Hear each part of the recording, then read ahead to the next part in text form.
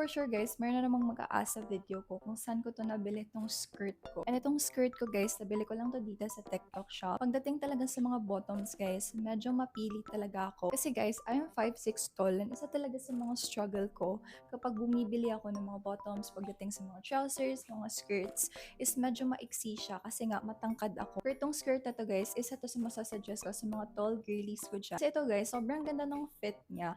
And yung length niya guys, sakto lang siya as a mini skirt.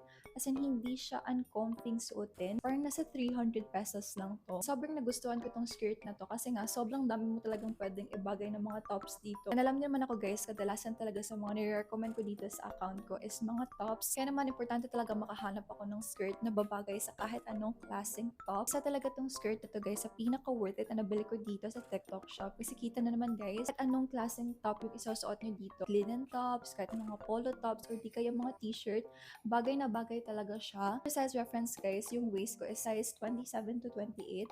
And ganito yung fit niya sa akin guys. I'm 5'6" tall. And kita naman guys, hindi siya ganun kaiksi. Naman natin yung ganitong klase mga skirt sa mall, sobrang pricey na. Pero dito sa TikTok shop, mabibili niyo lang siya for 300 plus. Tapos guys, ang kinagandahan dito is sport talaga siya.